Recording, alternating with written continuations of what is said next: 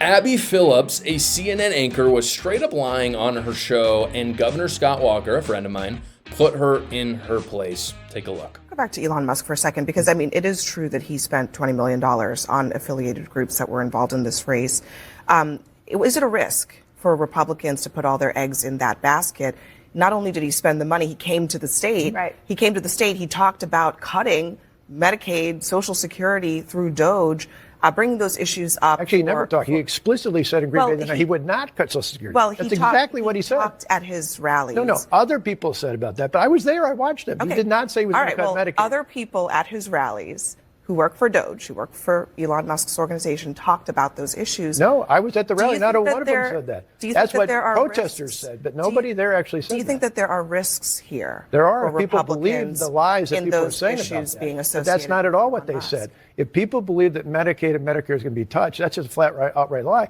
What he talked about are people who are over 120 years old who clearly are not alive. Well, the reason I brought it up is Social Security or Medicaid. Okay, well, that's totally wrong. I think just to sort this out, the reason I brought this up is because the claim here is that there's massive, widespread fraud and that that's all they're addressing. That's obviously a disputed claim because it's not true that 120-year-old people are getting Social Security checks.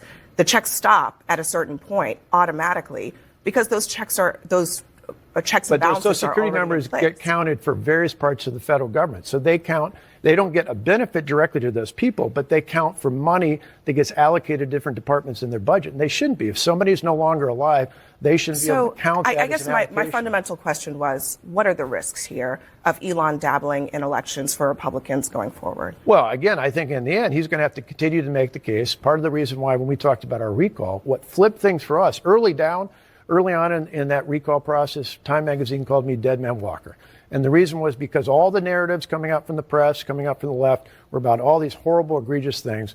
Once we started to give examples of things we were actually doing, not the things the press said, not the things that our opponents said, but the things that we were actually doing, when we ended up going before the voters in the final election in the recall, we actually won by more votes than we did. So I think that what's paramount for him or anyone else aligned with him is keep giving actual examples of what they're doing.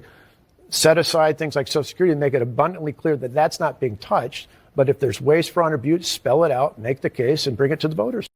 Here's what's so fascinating about that clip. Apart from Abby Phillips looking dumb, which is fun and fascinating, of course, Abby Phillips gets this false information, in my opinion, because she lives in this mainstream media mind loop. Like, it's possible that she knew she was lying. I actually think there's a good chance that she didn't know, that she was lying still, but she just didn't realize she was lying. And Scott Walker is saying here, I was there. Like, I was literally there. What you're saying right now is patently false. And it's because you didn't do the you didn't do the research.